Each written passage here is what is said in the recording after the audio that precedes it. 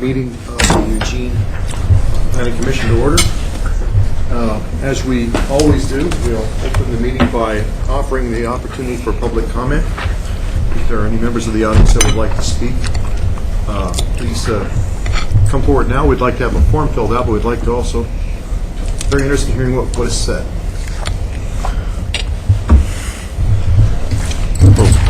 Good afternoon, Commissioners. Ed McMahon with the Home Builders Association, 1065 River Road.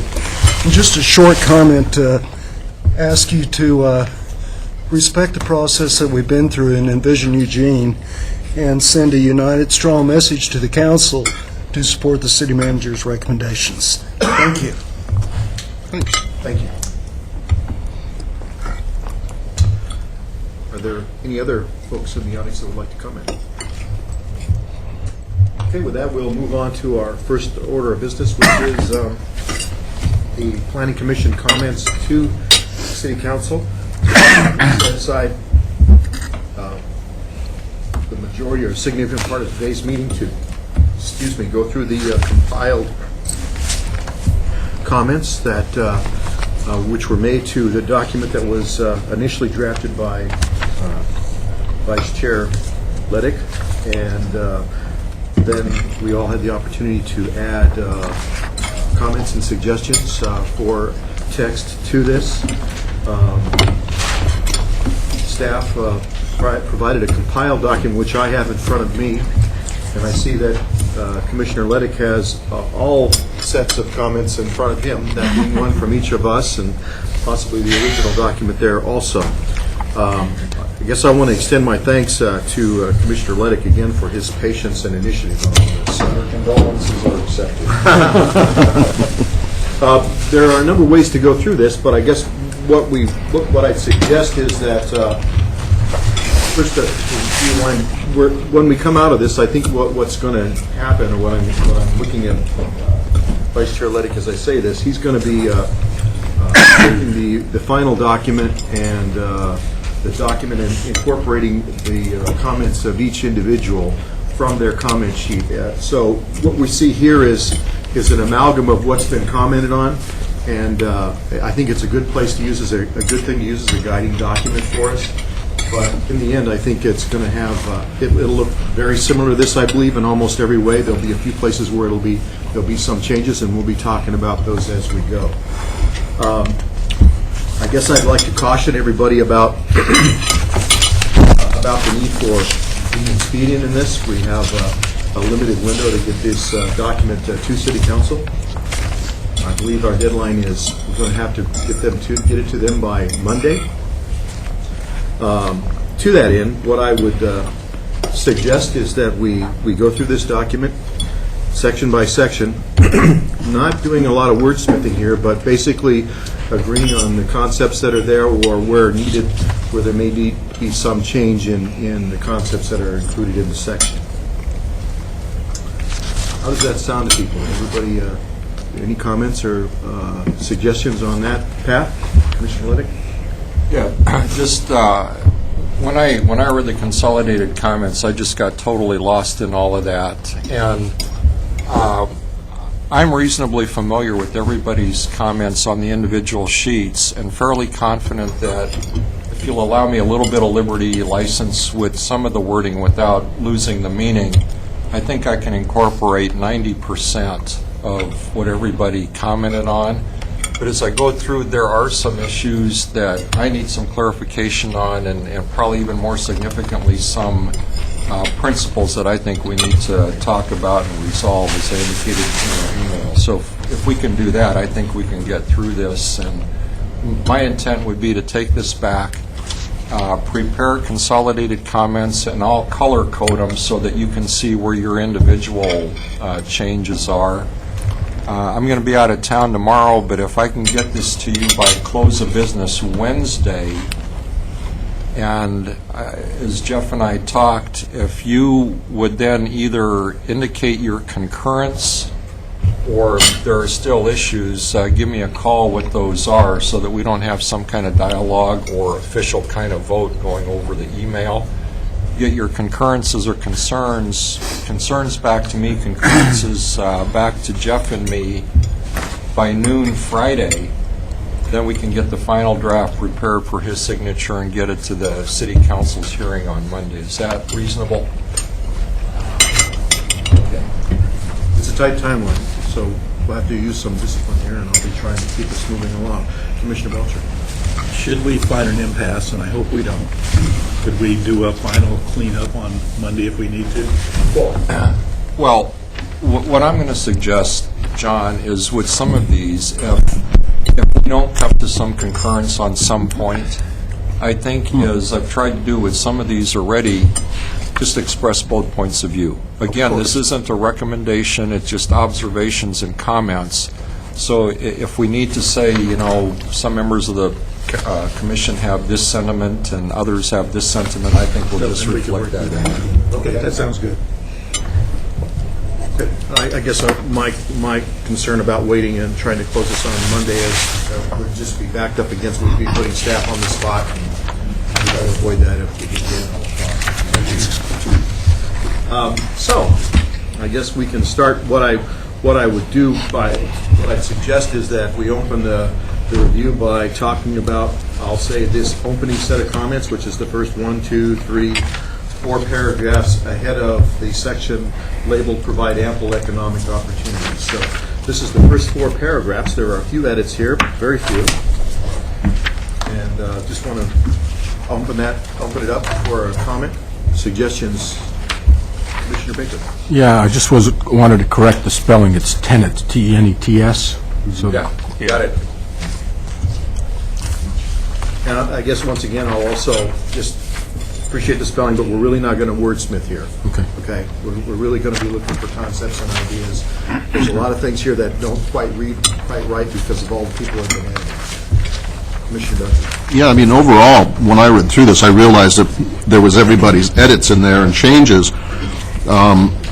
But I actually thought that the whole document, other than a couple of small things that I saw, I can live with as long as it's just rewritten and flows correctly. I mean, I didn't find a whole lot of stuff. Like I said, I've got a couple of small issues, but I thought the document was, I thought we all had good points and good observations, and it made a very thorough document. Okay. I guess. So you won't hear much from me. I guess you won't. I'll say you won't hear much from me. I think my comments were very few. Oh, yeah. But we'll wait to see at the end, Rick, whether you live up to that one. Yeah. So. I said very few.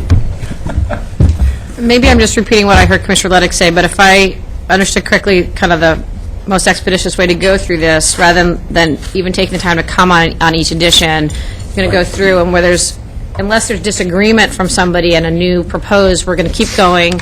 Commissioner Luddick's going to seek some clarification on some points on particular issues, but others we're going to move very quickly through these. Is that right? My intent is to go, basically bullet by bullet and not read it and not ask for wordsmithing, but basically agreement on the language contained there, and if there's any major heartburn or changes that need to be made. And the first case in point is under provide ample economic opportunities for all community members is item number 1. There's been a number of edits made here. Are there any concerns about what we have here, have added here? Commissioner Belcher. Well, at the end of the first paragraph, I threw in what's now the next to last sentence. We must continue to pursue the strategies. I realize most of that's already there, other than the green And I industry. can slip it all in there, John. Okay. Yep. Sounds good. Yep. Any other commissioner? And a quick comment, just as in general, too, because it's kind of guidance to Randy. A lot of the sentences are really, really long, so when I suggested my changes in the front, it was sort of trying to break up the really long ones. Yeah. And that might be applied throughout in some other places. You're an English teacher, you just have a mother language. Oh, that's what I do for a living. I do writing, so. Yeah, I was indoctrinated towards shorter sentences, too, so. Yeah. Understood. Any other comments on item number 1? We're going to go to item number 2, where I see no changes, at least in the composite document. So we'll go to item number 3, same. And item number 4, same, no changes. So I think can we say that provide ample economic opportunity section is, we've got general agreement with the changes prescribed. The next section, a few more changes here.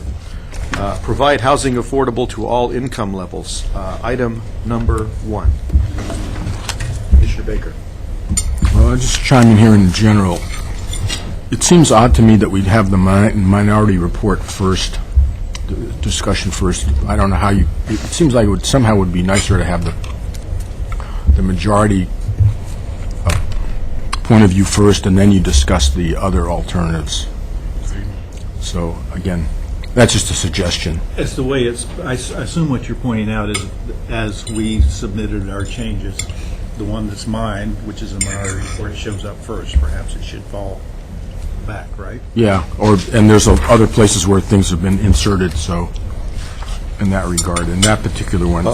Let me offer that, I'm willing to grant Commissioner Leddick license to make this document flow, and with that principle in mind. Is everybody okay with that? Commissioner Randall? I guess I'll just a question as far as how you'd like us to, maybe Randy, get typos and misspelling information to you, because I know this isn't the venue for that, but... Let's wait till I put the final draft Okay. out to you. Okay. Okay. And I'm not an English teacher or that either, but... I appreciate it. Well, there's quite a lot of additional text in item number 1. Are there any other changes or concerns about what is included in item number 1? Yeah. John, what was your reaction to my rewrite other than the minority-majority flip-flop thing? Excuse me, I don't know. No, John Jaworski. Yeah, I did notice that when you sent yours out, there was some rewritten sections. I actually didn't bring it with me, but I was recolor coding the ones where you had made changes. Yeah. It wasn't necessarily always reflected. My point, and I made it at the last meeting, was simple, that I would have preferred a different mix, but I was willing to go along with whatever mix the majority of the commissioners made, except I had 2 things which I actually marked up later through the sections, and that was the expansion areas, and that they have somehow, which I never did get a response, if there's any way to control the fact that that development out there doesn't really occur until 5-10 years or more down the road. So I was looking for something that, in a contingency with the 5545, is there a way that we can focus the development on the existing core without the expansion areas because of other costs associated with that and extension of services? I didn't get that, and I didn't get it through either the incentive section that there would be a way to do it, or through just stating that was going to be a lower priority, which is why in other areas I crossed that out and even said a few times that it's a lower priority and the priorities within the compact area first. That was my main concern. Yeah, and since we're talking the broader thing, that is a major point of clarification that I need from the group here. Right. The way I would summarize your context, you're for not going into Clear Lake and particularly Gimple Hill unless it's a last resort, which is fairly strong language for this. I would come at it from the other angle, that if this is needed to go on the urban growth boundary, it's developable, it's urbanizable, and whether or not the timing on that is through a master plan or through the capital improvements programming or just available to market demand, that's something we probably ought to talk about. If we've got 2 divergent positions on that, I need to clarify that in the paper. I made it strong because I think when you say the mix will be 55-45, that's strong. So I want to make something as strong as the initial recommendation, and that is that it should be a priority of last resort. And I tried to utilize some of what staff said, is that, I believe what staff said, was that, I even stated in there, possibly development in that area, if it cannot be controlled, either by delaying the master planning effect, or if someone wants to build out there, they take care and cover all the costs, not the city putting everything out there. I thought that would be a way to slow it down until it was ready for development. The way I read that, is that would be the only way that it develop out there, is that the developer pays all costs. Is No, that I would incorrect? think that's incorrect. What would be is if things got developed in the existing urban growth boundary, and then we definitely saw a need to go out there in 5, 10 years or whatever, then I could see the city saying in its priorities, let's go and help facilitate that because we need to go there. Okay. On the other hand, my position would be is if there's a Clear Lake area, for example, an opportunity to develop a master plan that addresses Steve's concern about where the school is located and the agricultural lands, and the city wants to incentivize that, create the opportunity for a master plan walkable neighborhood, and needs to step up and help a developer with infrastructure expansion, and they want to do that in 5 years, why preclude that? That's a market-driven demand for that then. Commissioner Duncan. A couple of things. First, we would have to get an expansion area infrastructure into a capital improvement document that's been approved by council to get there if the city was going to pay for it. In general, the plan would be is if the market wanted it, the market would have to drive that infrastructure expansion. And I'm almost sure, and I'm going to look for staff for this, I think once land's brought within the urban growth boundary, if someone wants to go out and pay the cost to develop it, we can't stop them from doing that. We certainly don't have to pay for it, and that could be pushed to the developer. But once it's inside the urban growth boundary, it's intended to be urban development land, and you can't tell somebody they can't go there. Now, there are processes like if you want a master plan and those types of things, but again, you've got to get a capital improvement budget and project, and you've got to have somebody that's willing to do that. I don't believe that there's any way under state law that it can be stopped, and I guess I'll look to staff to confirm that.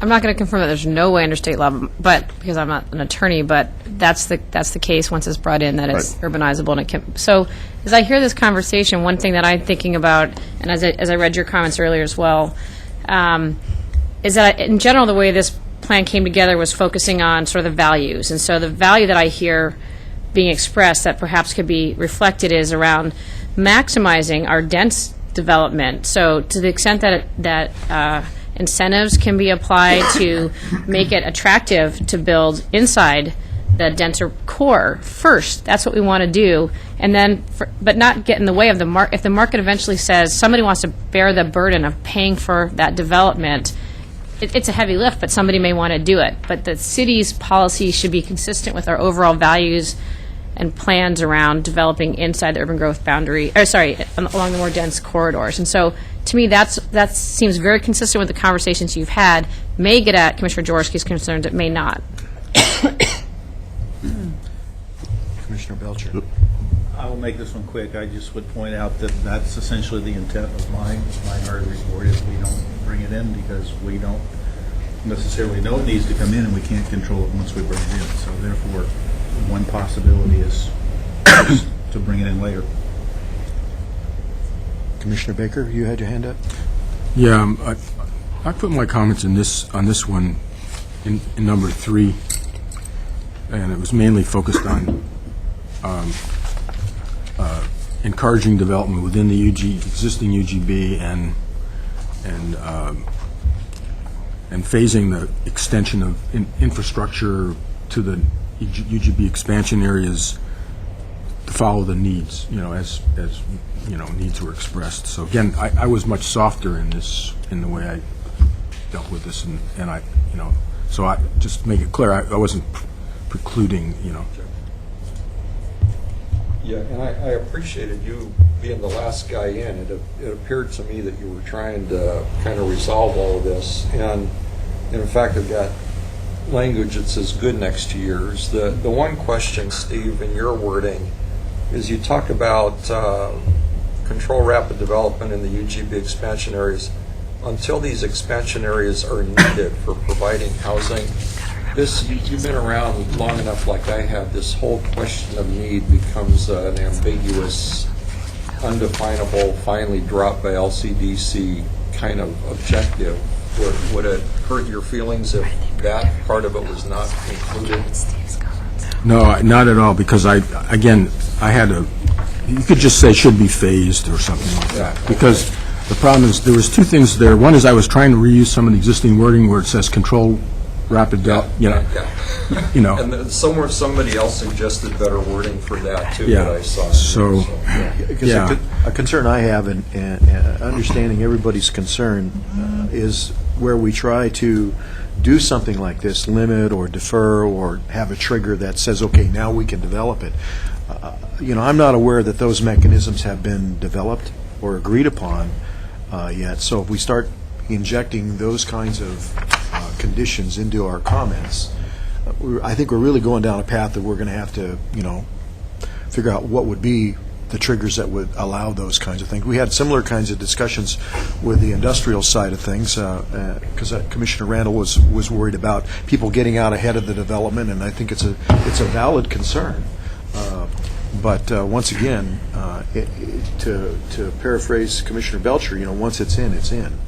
And that's the big decision point, is are you going to let it in or not? So those would be my 2 cents on that. Any other comments around item number 1? I understand John's points on this. Okay. Going on to item number 2, very limited edits there. Any other concerns?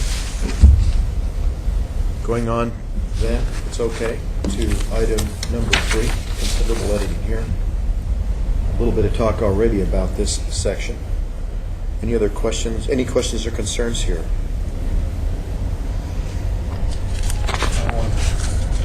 I had one. Steve, I don't think you were. Yeah, you didn't make a comment on that. It's Commissioner Jaworski's. Additionally, the neighborhood, and John, you seem to flip-flop the last sentences of 3 and 4 in this. I got kind of confused until I realized that somehow those got, the last one of the lines in 4 got put into 3, and one of the lines in 3 got put into 4. But it says, additionally, the neighborhoods within the existing UGB should receive a priority emphasis.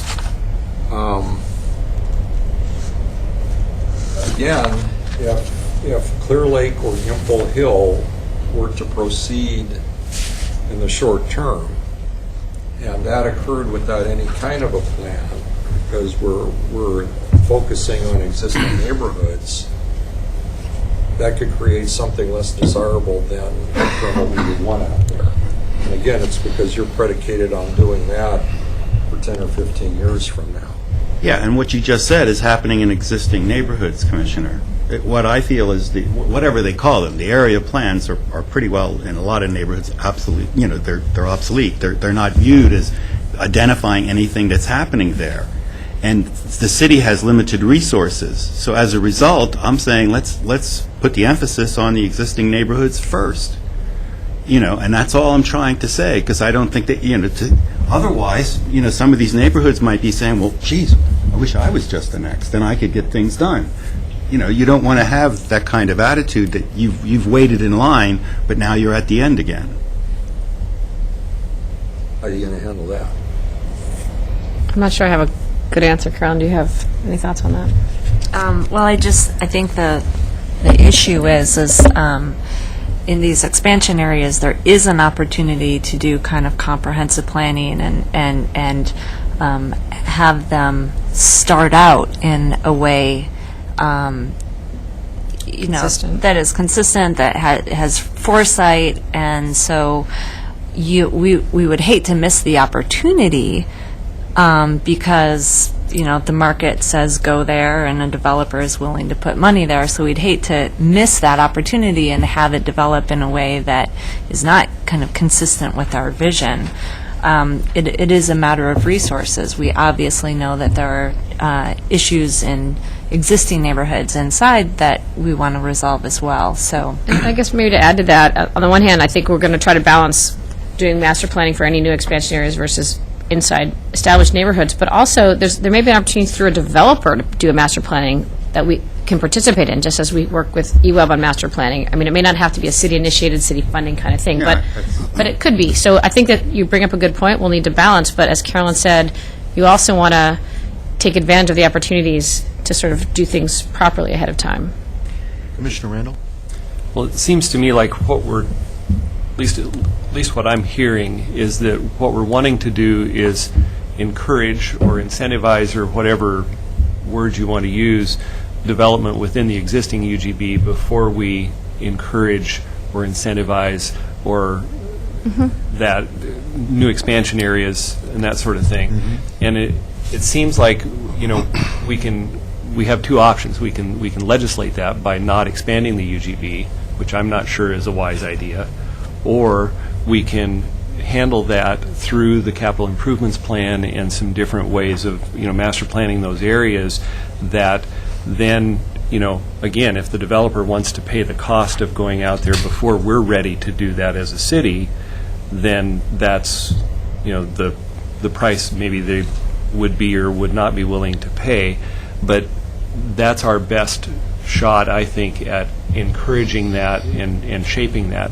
I'm not sure I'm willing to just legislate something that says, okay, we need to, you know, not allow it there, because I think then we might get into the land inventory issues that I think we've faced recently that then drive land costs up and make housing less affordable. And so I guess all that to say that I'm thinking that if we bring them in and then we phase our capital improvements plan and we shape that to create incentives and desire to go a certain direction that we want, which would be the infill inside the UGB, and not encourage the expansion out, at least immediately or until we feel that that's necessary or warranted, then that's kind of our best compromise at, you know, I'll say controlling that. And I was one of the ones that thought that controlled was a little too strong of a word. But I guess that's kind of the way I'm seeing it and kind of the way I'm feeling we should go. Commissioner Duncan. You know, during the CRG process, the refinement plan notion was discussed quite a bit, and I actually came away from there with maybe the understanding that no one wants to go back in and do the refinement plan process because, one, way too costly and way too time consuming. People were really looking more, I think, at how do we create updated plans, since I agree with you that many of the refinement plans are more than 25 years old and neighborhoods have completely changed and so on and so forth.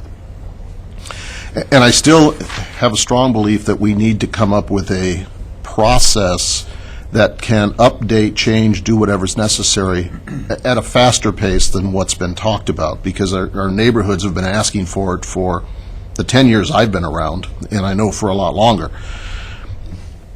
When we talk about the expansion area is intended for low-density residential development.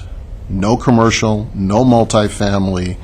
And so, to me, that process should be reasonably straightforward and reasonably quick, because you're just talking about what you're going to allow for single-family residential development in these neighborhoods, since it's intended to be mainly detached housing. Since we've stated in our pillars we're going to put all other things, which is attached housing on up, inside our UGB.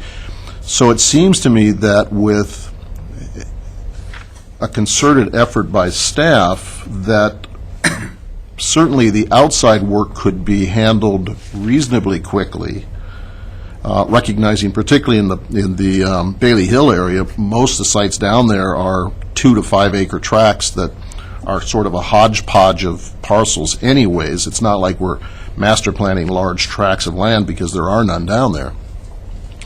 That guidelines could be put in place so that we would have an idea, if somebody walked in, what it is we hope to achieve in those areas, and then move, but try to do them together, and I would certainly support that sort of discussion to the City Council in this document, that we try to figure out a little quicker way to get some of this work completed. I just want to clarify a point I heard you say. it's true that we have not identified a need to expand for commercial or multifamily, but that certainly wouldn't preclude a market-generated build of either of those two land types. We're not expanding for it, but somebody could decide to put in some multifamily or commercial in any of the, in the expansion areas. Obviously, it's zoning dependent, but we're not, it's just, I just want to clarify that point. And that's something that we've talked about looking at through the master planning process, but as Lisa said, more as an ancillary use than as the Not because there's a driving need force. for it, but somebody might say in master planning, it sure would be great to have a small grocery store here, because then we'd have fewer trips going this way. And But I think the overall point is a good one, in that master planning does not necessarily have to be, down to the very fine level of detail that sometimes we get into in refinement planning. This is kind of more of an overarching kind of general layout. How would it look? And it could Right, be it- done fairly quickly. And my point was, there would not be the complexity Right. in that Totally planning agree, yeah. process that it would be for all the refinements, where we have so many mixed types of things already going on that want to be protected and so on and And so I forth. totally agree. I just want to make sure people understood the difference, though. Right. I know you do. Commissioner Jaworski, I think I jumped in right when you were about to say something. Did you want to go? I probably forgot on the trend of. You looked right on the verge, and I gave it to somebody else, so I want to give you the opportunity here, so. Well, the only thing I would say relative to now, I can't remember that, but in the comment here is I just hope that these new names we're calling them, either neighborhood plans, special area studies, that they carry some weight when you're actually doing application reviews for things. Yes. And I don't know how that's done to establish them so that they do, because now they only look at metro and refinement, and they don't really look at anything else for the most part, except maybe overlay zones and things like that affect it. And the plan certainly can result in those kinds of tools. Okay. Commissioner Belcher. Well, again, if these areas are to come in, holding my position, perhaps we should either say that some sort of planning process, can we say that there needs to be some sort of master plan or such take place before they can be developed? The planning commission can say anything it wants to on that. Well, we can say what we want, but if it's not legal, there's not much sense in saying it. Could we require a master planning process for these two areas before development could occur? And if so, would that be a good idea? Just throwing a thought on the table. I don't know the legal answer to that. I'd have to ask the city attorney. I mean, I think, again, and it was said earlier perhaps by Commissioner Randall, I think in general, the more that you point towards the incentives we want to see to encourage what we want as opposed to regulating against, that's the spirit of the plan. So, and I think those are the most, those are the kind of comments that will help the council in making their policy decisions. Commissioner Baker.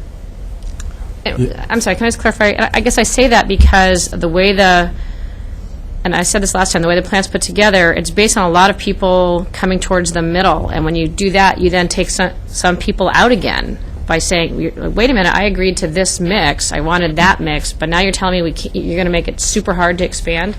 Make it super easy to develop where you want to see the development happen. But it's a balancing act. And so if you think of it as a seesaw, we're kind of here. I'm not saying we're balanced yet, but you add something that's highly regulatory and it flips the other way. Somebody comes back the other way, and we're trying to avoid that. So that's why it's a give and take, and we're trying to land in the sweet spot. So that's the reason I make that point. Yeah, I just wanted to make the point about the area, whatever we're calling these. There's a distinction in my mind between the Clear Lake area and the other area, because in Clear Lake we're annexing industrial land, park land, there's a school there, there's housing. It seems to me that there's more of a need for some comprehensive planning in that area, because there's a lot of stuff that we're bringing in all at once and it's going on at the same time. And so it's not just housing, the way theoretically it's happening in the other area. And so it just seems like that would, to me, my mind, have a higher priority for getting that done in a more timely manner, just so that we don't lose those opportunities that you talked about. You're more likely to lose them there than elsewhere. That's just my point of view, and I don't know if people agree with me. You've been pretty clear in your paper. Yeah. Commissioner Leddy. No, I've got a whole lot of notes here. I understand Commissioner Jaworski's issue about the action plan, so I think what Rick was saying about refinement plans being updated in some more expeditious way that we have talked about for a long, long time. I'll emphasize that in this thing. I'm ready. So I think we've kind of bridged our conversation between items 3 and 4. 3? More discussion around the texts and edits shown in items 3 or 4.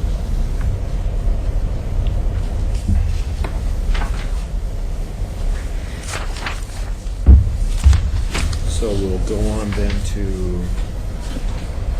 item number 5, which begins in because demographic indicators. Some edits here. Any questions or concerns? Commissioner Randall. I think my only concern was on the addition of single-family housing types, i.e. communal housing projects, that it didn't come across that that was the only coming change, that that's an example of coming change. Commissioner Belcher. That's, Just change it to EG and you got it. yeah. Okay. The comments? The term that we've been using maybe more frequently in the pillar document is cluster housing, and so I don't know if that would make sense, or if you're truly This came meaning from that Rick. different. I don't know who made this comment. Rick did. Okay. So Rick, would you be okay with cluster housing projects, or? Yeah, what I was trying to get at is, we're starting to see, and I don't care what it's called, but there are places in the country that are really developing this idea where you have your own single living area or a detached house on a lot that's small, such as some of the smaller houses, like only 300 or 400 square feet, but then you share the common living space. We have the example out on the west side, and yet we require those houses to be of certain sizes. Okay. And my point was that there's a lot of things coming that we don't even really know are out there yet, or may not even have been thought of. And that was what I was trying to get at, is the Gotcha. idea that there's flexibility to housing types that we might not even understand or even know exist yet. And not through our code do something that says, well, you can't do that because we didn't think about that ahead of time. Right. Because now we're talking about alley access homes, we're talking about secondary housing units and so on. And I just want to make sure that we keep that flexible enough to allow a lot of different things, because it's a way to intensify that may be very acceptable in neighborhoods. So I think that we should probably keep that language as is then, because. However you want to put Does it. it rather than Yeah, Yeah. I agree. 5, just for a second. I want to even know. Any other comments or questions around item number 5? Item number 6. Great. Looks like one edit here. Interesting, it didn't print out in black and white. Questions around 6? Going on to 7 then. 2 edits here. 2 questions on it. First one comes from Commissioner Jaworski. Way down at the bottom, you added 4 mixed-unit projects. It stated, consideration should be given to providing home builders with incentives to include affordable units in their projects or mixed-unit projects. I don't understand the distinction. Well, I didn't understand affordable units in their projects, because their project would just be all affordable units where they do something that's like they build 8, 10, 12 affordable units, or they build 8, 10, 12 higher-end units. And I was saying, what's to preclude them from doing a mix where they have higher-end units and then they have some affordable units in the depending on the scale of their project. That's all I meant. That was the intent. Okay. Okay. And had a question for Steve on 7. You crossed out on 7 where it talks about expanding the UGB in the Clear Lake and Bailey Hill, Gimple Hill areas. You crossed out Bailey Hill, Gimple Hill. Number 7? Yeah. Oh, I didn't get that edit. I don't have a 7 either. Well, let me look at my original notes here. Must have something different.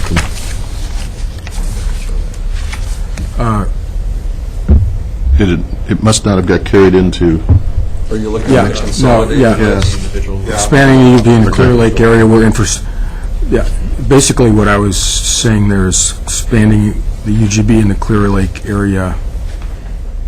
I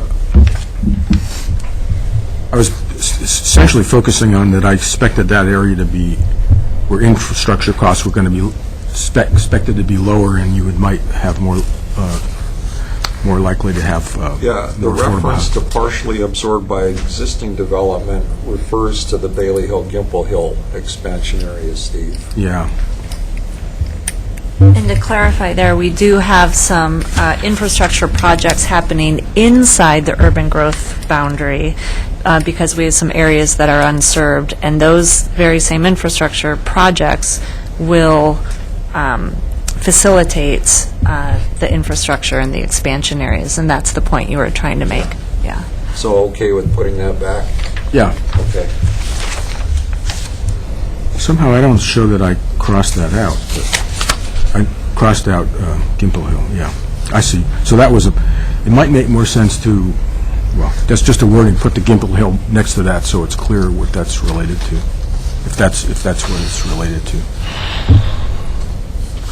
Any other comments? I see what you're saying. Yeah. Anything else on item 7? On to item 8 then. I guess one item 8 is, I added the last sentence, and of course I managed to make a typo where there should just be in addition.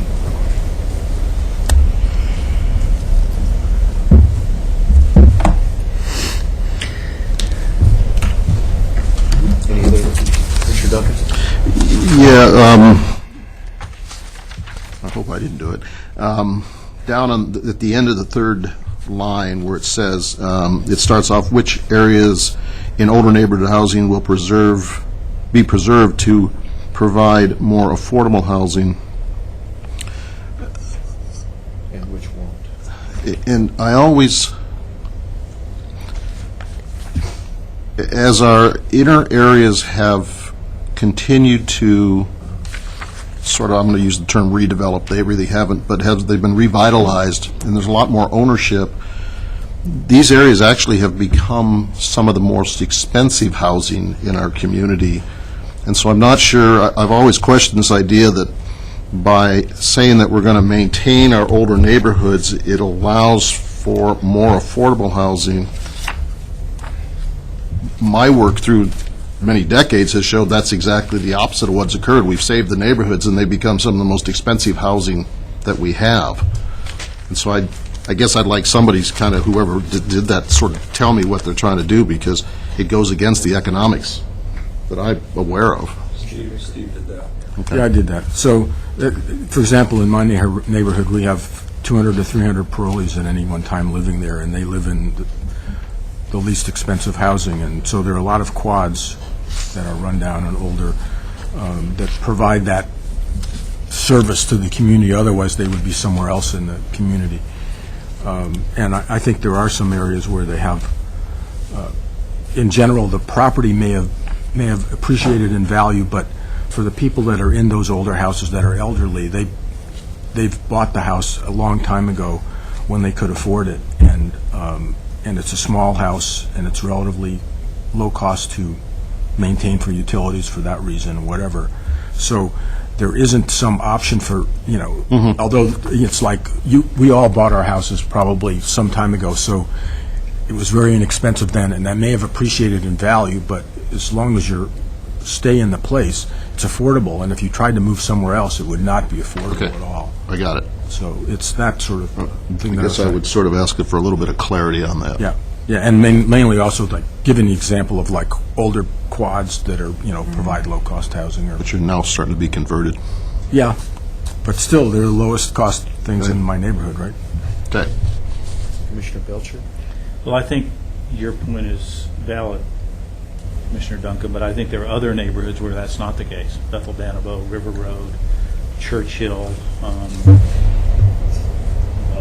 don't know, there are many others. Certainly in the case of Jefferson West Side and Whitaker, those older houses are now becoming prime value because of the architectural nature, et cetera, et cetera. So I think it's a mixed bag from one place of the city to the other, and even a more unique situation being around the university area. I don't know that this paragraph does much good. I think it adds more confusion than clarity, and I would just strike it, but that's just my thought. To keep with addressing each of the so-called tactics in each of the strategies, we had very little discussion about this, so I felt I needed to put some kind of a placeholder in there, John. I understand. I don't have any problem with it being there. I just think it's not an important point, but I'm not trying to take anybody's words away from me. Just to comment on what's in the envisioned Eugene document. Commissioner Baker. Yeah, I have to slightly disagree with John, because I think it is important to stress that sometimes redevelopment ends up displacing. You did mention that. Yeah. You did mention that, Steve. I'm sorry. Yeah. And I guess I would also chime in here, since I am on the Historic Review Board, I know that there's a concern that there's not enough sensitivity to how older housing stock is considered when we're making plans. So that's the reason I added that last sentence, was to try to make sure it was highlighted to some degree. Any other comments or questions on number 8?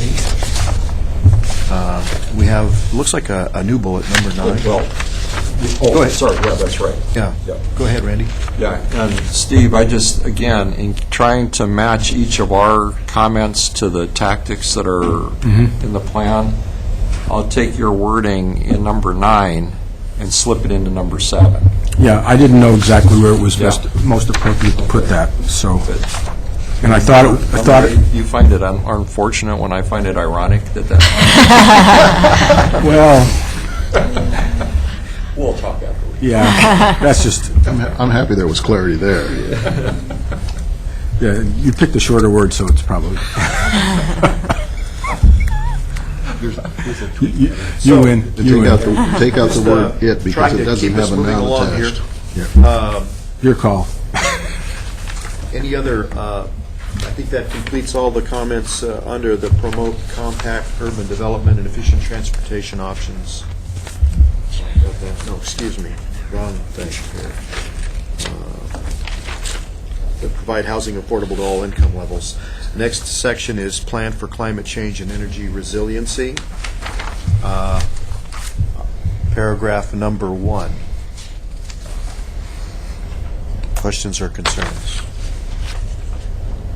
Looks like one sentence has been added.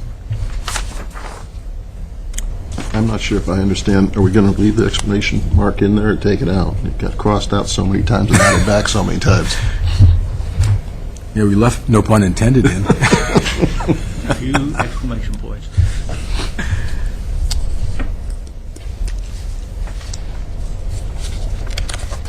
Commissioner Jaworski. Yeah, it didn't show in here, but this is where I actually had crossed out some of that first line on master planning in Bailey and Gimple Hill, which was from the prior discussion. But I'd also like to say, in a manner that fosters 20-minute walkability, would go sort of against what Commissioner Duncan had stated, that that's not a fast, quick in those areas, because if they're going to make them walkable, it's more than just housing and looking at residential housing there. Yep, fine with that. I want them to be more walkable than less.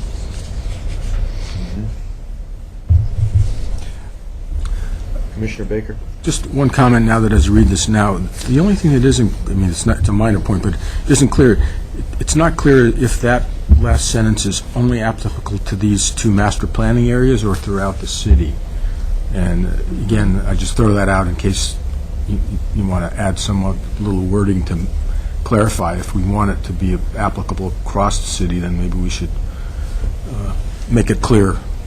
Otherwise, they might interpret it because of the first sentence that it's only applicable to the expansion areas. Whoa, I'm lost. I read this to be focusing on the new areas. Okay. Oh, Really? It says in It says addition to. existing neighborhoods. But aren't we deleting the opening clause? I still get, I don't have it shown as deleted. Referring to just don't. expansion. No, me neither. Oh, John Jaworski in his original shows that first clause that says, in addition to master planning the proposed Clear Lake and Bailey Hill, Gimple Hill UGB expansion areas in a manner that fosters 20-minute walkability, he's suggesting deleting that. That's what I had, there's a couple I did with that consistent with what I said was when we got into the mix, and that's when I had deleted it here and in other paragraphs further down for consistency, and I'm the one who began with the capital F, facilitating change. So, if that isn't deleted and it's being kept in, then it all depends on how that first section is written up that we discussed earlier on the mixes.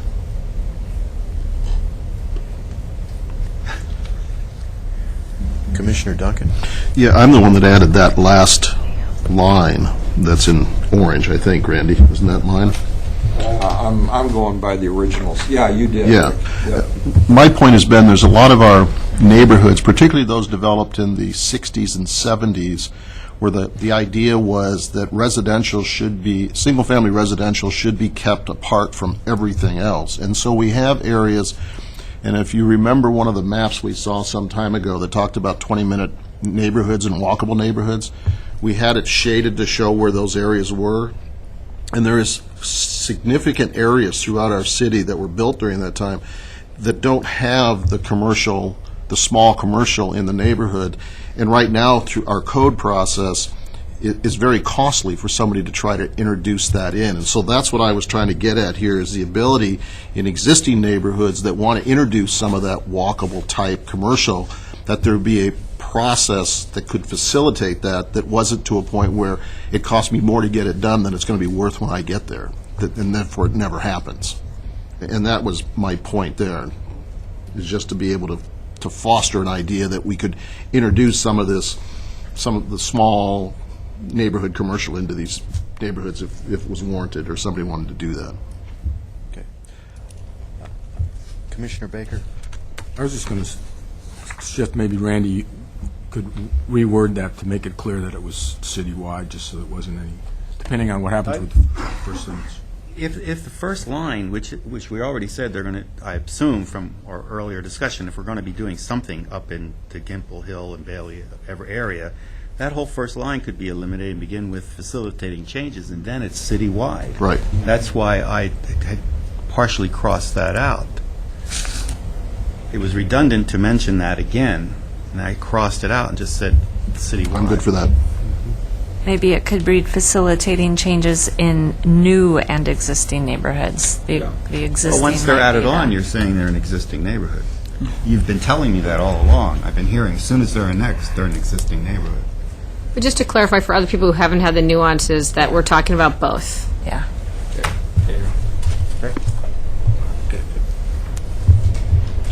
So I think Commissioner Baker. One last, just to Call clarify for other expanding people that expansion might neighborhoods. read this and that don't tie the numbers to the tracks, maybe you might leave the 20-minute walkability thing at the beginning there above, before facilitating. Yeah, because then it's clear what's going on. Phrase? No, just the 20, to foster 20-minute availability, facilitating, something like that.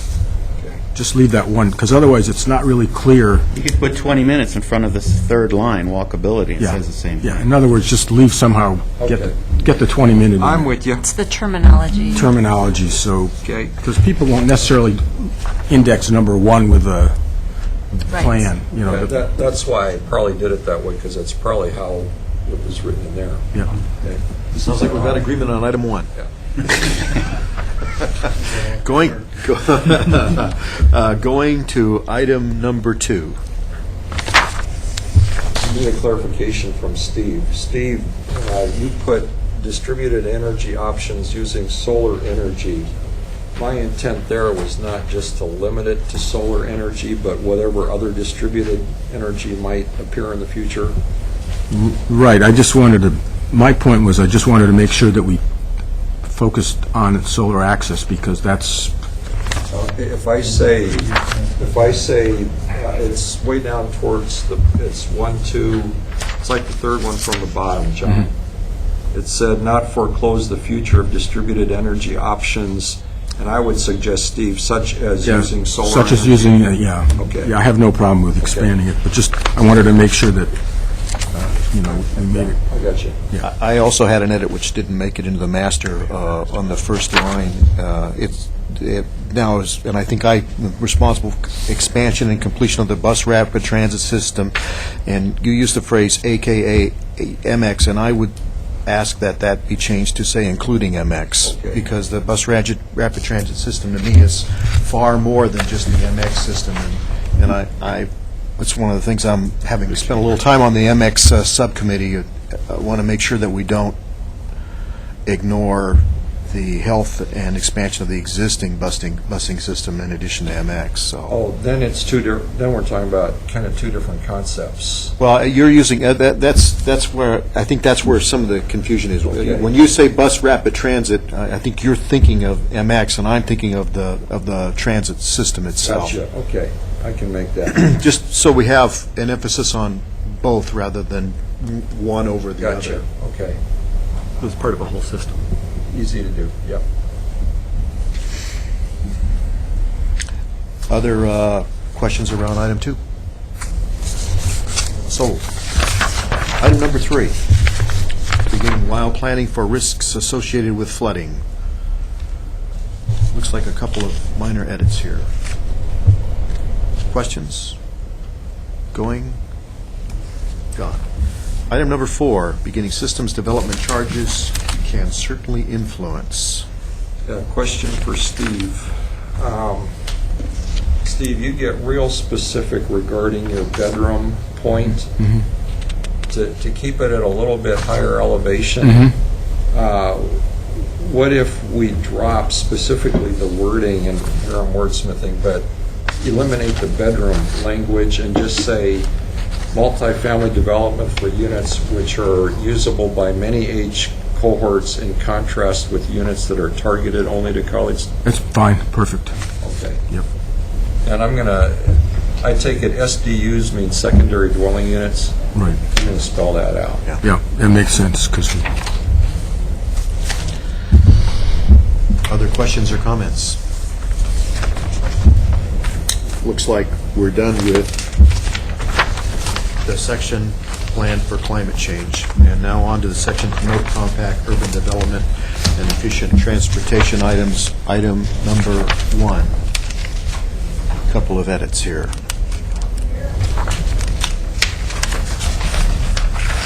Comments? Randy? Accepted. Item number 2, couple of, looks like 3 minor edits here. Questions? Well, there again, John deletes Santa Clara and Gimple Hill. Yeah, it didn't show up, right. Oh, so for everybody's consideration, item 2, the 1, 2, 3, 4th line from the bottom, where it says the UGB expansion areas in Santa Clara and Bailey Hill, Gimple Hill in the near future as well. John's recommending deleting that comment. No, converting it to Clear Lake. In Santa Clara. That was my comment. That was Bill's comment. John Jaworski, it doesn't show on your document. I think Clear Lake was okay, I put out, I just got rid of these.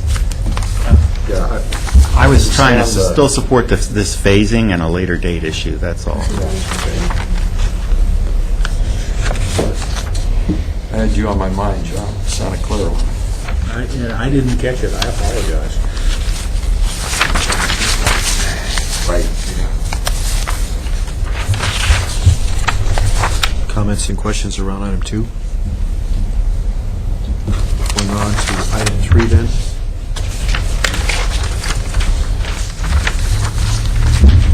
Doesn't look like we have any edits for item 3.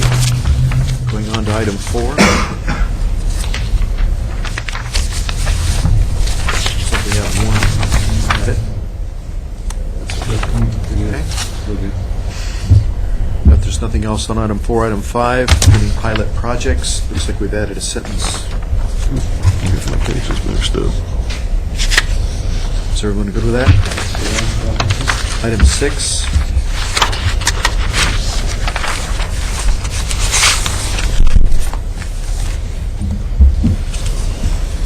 Yeah, need to talk to Steve about that.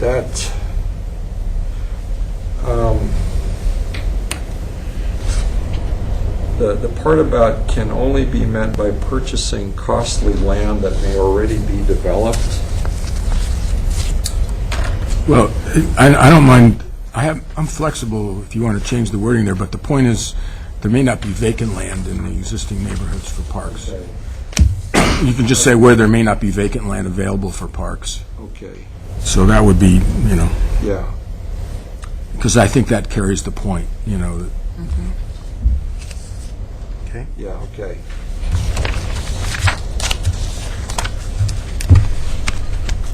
Other comments, questions? Half of what I had put in wasn't included in there, I don't believe, in my initial one, but it got jumbled up with the other, so. So are you okay with what's here now?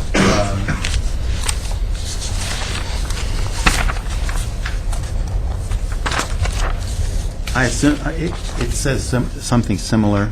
Keep in mind, Randy has your Yeah. individual comments. Right, it's a little longer than what I had written, but it's okay, it's fine. Okay. And Randy, is that Yeah. okay? I should comment too. I changed yours because I didn't think it was clear what was meant by community passive parks, so I tried to slightly modify the wording because it's not, a person, if you said that, they wouldn't necessarily know what that means, but, and I think, unfortunately, you were also trying to get at another issue too, which we don't really get at exactly here in any case. And I'm not sure of the level of detail too, but. I had used the term passive parks because I thought that there were at least two or more types of parks, and one of them always being sports parks, which I felt weren't as much of a need as Parks and Rec seems to emphasize for people over a certain age. Sports parks aren't all that intriguing.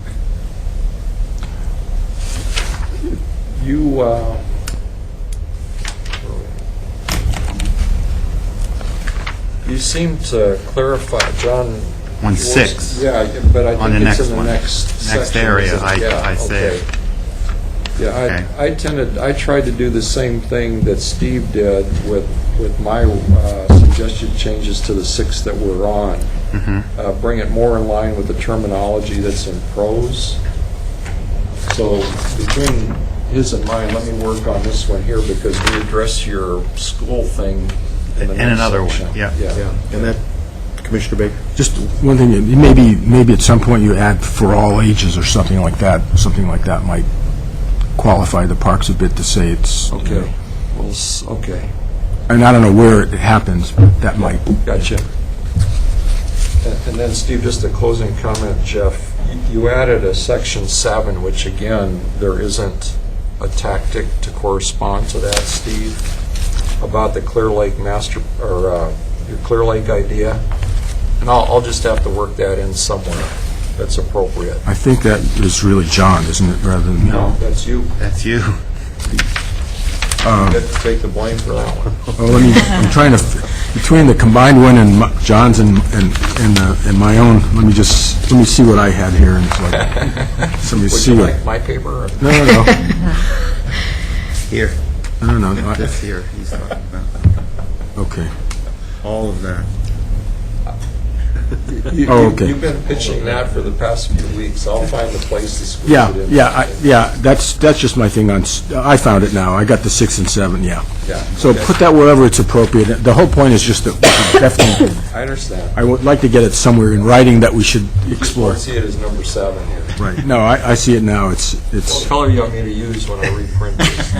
Well, my problem is I printed this on black and white, so it's Yeah. really hard to track. Okay. Yep. So put that wherever it's appropriate.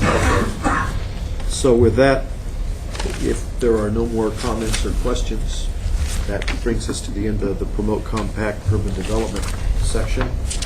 Takes us to the next section, which is Protect, Repair, and Enhance Neighborhood Livability, item number 1.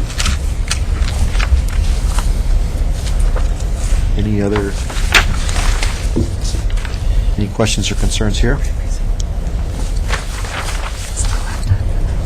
Going on to item number 2.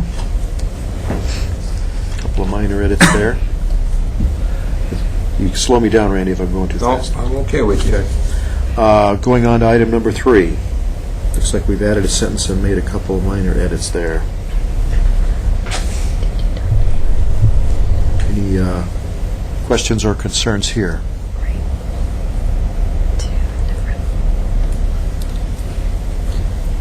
We'll go on to item number 4 then.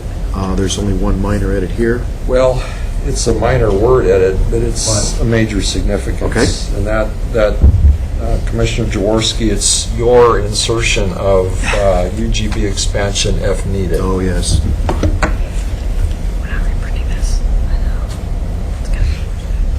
What do you want me to say? That's What I'd like you to say is delete them, but... I have no problem in deleting that. If somewhere else, what we've been talking about Gotcha. is at least alluded to. Okay, I will try to address that. Well, I guess I'm having a hard time with the heartburn here because, that's been the whole purpose of envisioning Eugene is to determine if it's needed, according to the community. And so this is where we're headed. So I don't have as much a problem with this because I think the process is in place to answer the question. Leaving it in. Yeah.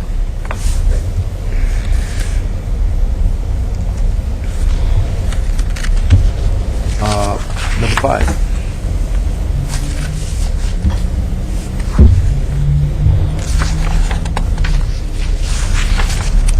No questions there. Number 6, sorry. Fair number here. Yeah, if John Jaworski would look at the wording that Steve recommended and see how that fits.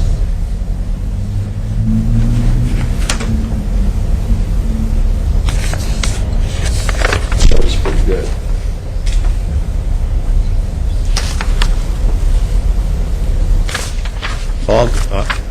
I'll support if you think it's good. It's good. I thought Steve did I put good wording. Okay. I tried to cover your point there. It's got your back. So that completes all the sections under protect, repair, and enhance neighborhood livability. Takes us to the penultimate section, protect, restore, and enhance natural resources. No edits in the first, in item number 1. Any other comments around that? Going on to item number 2, it looks like couple of edits here. Any concerns or questions around that one? Going on to item number 3, added a little text here. Yeah, I tried to make it more specific, i.e. the ability to have rural and urban reserves.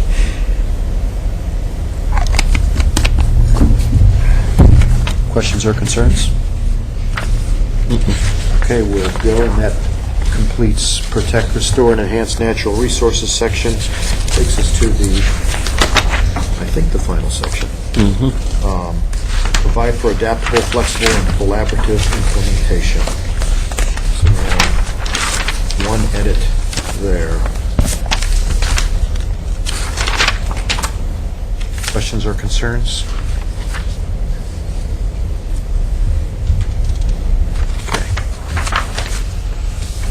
That was number 1? That was number 1, yes. Okay.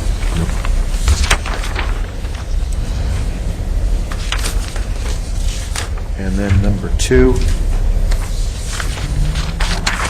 we have one edit there. My wordsmithing. Okay. Actually, just one comment, would you take out ranging from? I did in my text. Okay. It didn't show up in mine. Item Where number is that, guys? 2. First line, item 2, into the sentence, right, into the line, ranging. Well, what I did is I struck out ranging from and said encompassing, because I think individuals often held more than one of those beliefs. And ranging implies that there are those over there and those over here. And some of us would keep 2 beliefs at once. A broad continuum of Yep. stakeholders encompassing Got it. those who Okay, express. yep, I got it. Didn't show up on mine. I thought it was okay, so I put it. On to item number 3.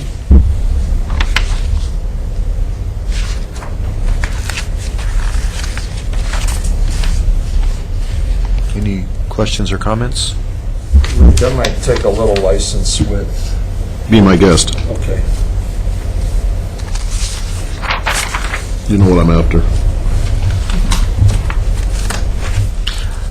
Next on to item number 4. John asks a question there at the bottom.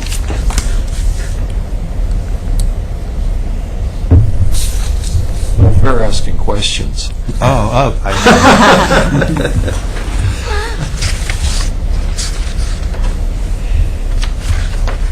Yeah, I don't know quite what to do with that. You're asking for more text here, or? well, since we said that we've expressed an interest in participating in the capital improvement program, I was wondering if you have any interest in participating in the others. Oh, the reason that I talked about the capital improvement program, that was my suggestion, is because we deliberately a few years ago took ourselves out of that process, whereas we are by nature involved in all the rest of these. Okay. Yeah. Either past or future. Yeah.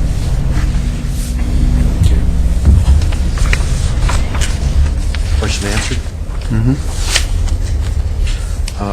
Item number 5. Then we have the summary language at the end of the document.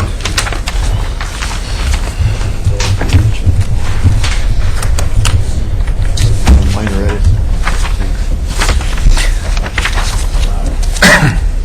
Any other concerns or comments or global observations, or are we done for now? I guess our next step would be to put it into Randy's hands again, and I think I heard him commit to trying to get it back to the Planning Commission by end of business Wednesday. Is that right, Randy? I'll do my best. Yeah. And I guess at that point, I want to confirm timing that we should all hear back from you by Friday? Noon Friday. Noon Friday. We'll need to have some time to respond back at that point, if everybody can live with that. Yep. And again, it's concur or not concur, and they'll let me know. It's not a vote. We got to be careful Right. about doing that.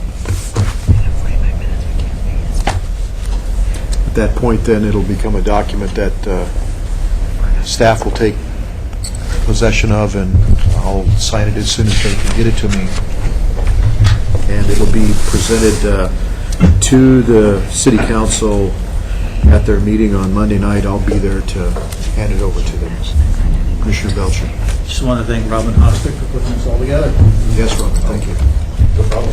Commissioner Jaworski. Yeah, I just had one question. We spent a considerable amount of time reviewing and going through this document. It's dated March 14th. I assume that this goes to the city council? It has. Okay. Of the things that we reviewed, comments, suggested changes, whatever, has that occurred, or is there's nothing? No, so we published this document as a result of 2 years' worth of work. It's a city manager's recommendation. It's gotten to council. We've held 7 public forums now and a bunch of other outreach. You've had a lot of time to talk about it. Yeah. Sustainability Commission's talked about it. Lots of other groups have talked about it. We're having a public forum on May 14th, a public hearing, at which time anybody can come and testify. Council will then start their work sessions, and based on that input, they will come up with a set of recommendations. So we're not editing this document. This document is an existing recommendation that's out. What we will receive is from council specific direction that will say we direct staff to move forward in implementing this as proposed with modifications, or we don't recommend. So I'm just wondering what happened to all the time when we reviewed this. Where did it go? If It's if in it's the- not anywhere, it's... It's in the document that you are just producing.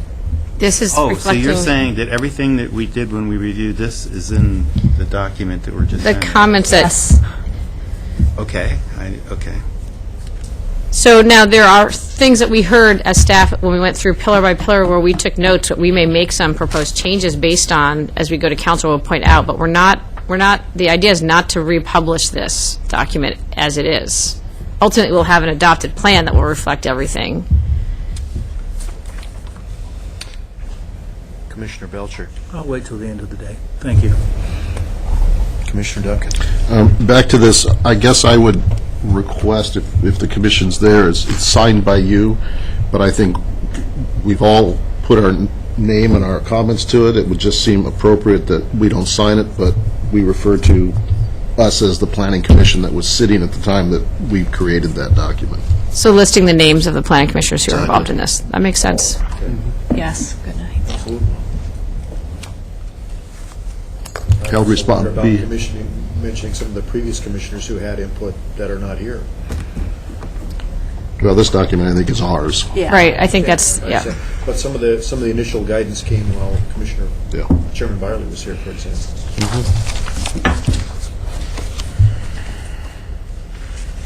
Other comments? Move on.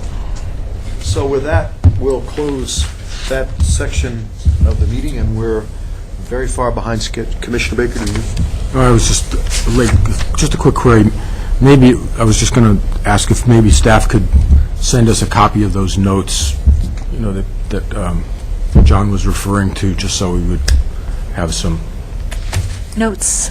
notes you took about when we were discussing the Eugene, his Eugene. Your notes about areas of the pillars that you might consider, So I think, and Ken and I have more work to do in figuring this out between now and when we go to council for the work session on this.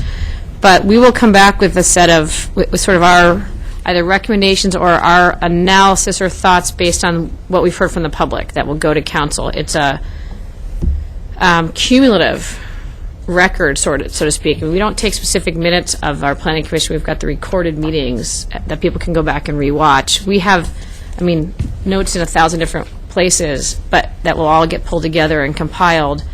The idea is that anything that you feel the council needs to hear from this body is being captured in this document. So if there's something that's missing, that needs to be made known.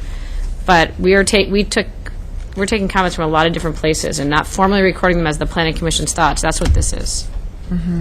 Yeah, I wasn't directing it so much to the letter, but there were some other issues that maybe we didn't cover so thoroughly in this, and that would resolve maybe John's. Well, I guess it would be helpful to hear if there's specific areas that we're not capturing that you want to make sure we've heard going forward. Then maybe we can follow up with you, or you can let us know, because we have lots of comments, and we heard them, we made notes on them, and we're working. But ultimately, we will say to the council, here's the plan, here's what we heard from a number of places. There's a couple, we heard something that would inspire us to change our recommendation, or this was made, but we're sticking with this recommendation. You can direct us differently. It's that kind of thing. It's fine, but just Yeah. in your conversation, you said you took specific notes on places in the pillars you were going to change. That's all I was. Well, not for revision, not for revising this, but for so that we get to figure out whether we make a different recommendation to the city manager around his recommendation, or whether we sort of hold the course, or so it's not. Yeah, I guess I have nothing else on that. So can we close this part of the meeting? Yeah, and if I could, just in terms of the agenda, we're not expecting to get to the South Willamette area plan today. In fact, we'd prefer not to jump into that. It'd be better to do that at a later meeting. So we'll take 20 or so minutes, 25 or so minutes on as scheduled on the transportation system plan, and allow you to have time on items from commission staff. I will ask that because there are these nice color copies in today's packet, we will not reprint these. So please hold on to these for that conversation when it gets rescheduled. So invite Kurt to join us at the table. I've got a PowerPoint, so.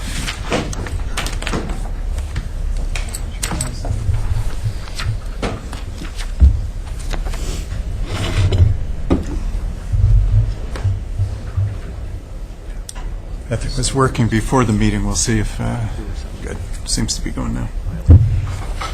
So I appreciate the opportunity to come today. We're in a window of public comment and review of our transportation system plan, so I appreciate this opportunity. Just for the benefit of any new commissioners, this is Kurt Yeiter with the Public Works Department, Transportation. Thanks. I think everyone's passed through our meetings for the TSP. Sorry about that. Oh, good, that's working. Actually, if I keep having to shorten the presentation, but maybe if I'm not today. Anyway, what we hope to go through is describe, especially since there are newer commissioners since we started this process, what is a transportation system plan? Why are we updating it? What have we learned? We've been active now for about a year. What's going on now? I'd like to focus a little bit on our draft objectives that are kind of guiding the process, or will be from here on out, where we're going, and when will we get there? How will we know we're done? So the transportation system plan, it's the transportation element, basically, to our comprehensive plan. We'll have a 20-year planning horizon. Currently, it is TransPlan, which incorporated both Eugene and Springfield and portions of Lane County, and was last updated in 2002. So the current update will be the first transportation plan just for Eugene. The City of Springfield is updating and creating its own TSP right now, and Lane County is gearing up to update their transportation system plan because the cities will have their own. It is being coordinated. Our purpose is to serve the Envision Eugene growth plan, and we are coordinating with our partners in the city and the other nearby cities, and the like Coburg is within the planning area, and with the state. So this is kind of technicalities. We're updating the plan for a couple different reasons. One is when a federal regional transportation plan, or a plan that's required by the federal government that dictates our funding for the region, is updated, the state rule requires that we either find that our local plans are consistent with the federal plan, or we update our plan. But at the time that happened, when the regional transportation plan was updated, HB 3337 was requiring a split of the urban growth boundaries between the two cities. So we took an alternate path. We went to the Land Conservation and Development Commission and said, look, we're going to be updating our comprehensive plans. Can we do that at the local level? Give us a little more time, and so we'll have local transportation system plans, and then those will feed into the regional plans. So LCDC, the Land Conservation and Development Commission, gave us until 2013 to update the regional transportation system plan. So our goal is to get the local plans done early enough in 2013 that the regional plan can be stitched together from Eugene, Springfield, and Coburg and Lane counties' local plans. It is being primarily funded by ODOT, so appreciate their support with that. I like this, or I use this slide. The planets have aligned. There's a lot of comprehensive planning going on right now, and it creates some havoc for managing and coordinating. It's sort of like herding cats. But on the other hand, it's a great opportunity to have all the plans in alignment and acknowledging each other and having a synchronicity. For transportation process, we've had a transportation community resource group. It's somewhat modeled and learned from the community resource group that Envision Eugene used. So our meetings are open to the public. It includes the original Envision Eugene community resource group, our bicycle pedestrian advisory committee, the advisory committee that worked on the pedestrian and bicycle master plan, and many others. So every time we have a meeting, over 100 people are invited. And we usually have about anywhere from 25 to 50 people arrive. Sorry. I see some folks looking for the slide and presentation. Yeah, they were all over here now, next to the name tags. And there are charges to provide input to the staff and consultant team. And we're at the stage now, which is why I appreciate coming to this commission at this time. We've been in a learning process, and all of us learning from guest speakers and sort of going through topical discussions. And now draft goals, objectives, policies are starting to form that will help us winnow down into a more focused area. I think when I was last here to this committee, I was talking about our public involvement strategy, and one of the key components was a regional transportation website, and it's up and running, has been for a year, and it's got a lot of things listed there on the right. It's been real helpful. The address on top, eugeneTSP.org, takes you to our webpage for this, but you can also link to Springfield's transportation plan, the regional plans, Coburg's, our pedestrian bicycle master plan, transportation options plan, all the federal plans that come through our region. So they're all there. We have surveys online. There's interactive maps. We have the ability, it's not quite a blog, but guests can log in and post opinion pieces here. We have a library with films and articles that our advisory panel has suggested. So during the course of the study, we studied Envision Eugene and the growth, the pillars that were evolving, the Climate and Energy Action Plan, the Pedestrian Bicycle Master Plan, the state's greenhouse gas reduction goals, transit planning, street design, and sustainable transportation principles. So some of the things we've learned, I'll just recap a few of the discussions, starting with Envision Eugene. Our transportation plan will be consistent with Envision Eugene. We will work to accommodate the growth that's projected by Envision Eugene, and particularly creating the vibrant mixed-use neighborhoods along key transit corridors and support of the 20-minute neighborhoods. And we also discovered that the Metro Plan and Trans Plan provided a good foundation. These were the plans that talked about concentrating, creating walkable mixed-use neighborhoods, and called in there the nodes. Talked about a bus rapid transit system and whatnot. But we also found that greenhouse gas emissions and planning for climate change is not mentioned. Energy uncertainty that we've learned from the Climate and Energy Action Plan is not in these documents, and they do not explicitly address sustainability. Steve, did you have a question? Yeah, just a suggestion for the future. I would, when you say, well, we will grow by 20%, I'd better say, you know, Eugene is projected to grow by 20%. I just, otherwise it seems like you know more than most of everyone else. Okay. So, you know. Thank you. One of the other, I think, key formative lessons, we learned from ODOT that the funding will not be there in the future as we have enjoyed in the past, and that comes from the federal government and through the state. This is off the ODOT website, but you notice that by 2015 the program will be cut in half from current levels, and ODOT expects to focus its funding on maintaining and preserving the highway system. So that's going to limit our options on improvements that we can make at the local level, from which we, in the past, looked to ODOT for funding. Steve? Just a quick question on that. Within Eugene, what would that encompass? Does that encompass Franklin Boulevard, I mean the highway system, be considered? Well, it's primarily now shorter portions of West 11th, Beltline. It's less of Franklin Boulevard by the university. It's been transferred to the city. Okay. Highway 99 is another. So that'd be ODOT's focus. So 6th and 7th, we're Highway 99 and parts of West 11th, pretty much.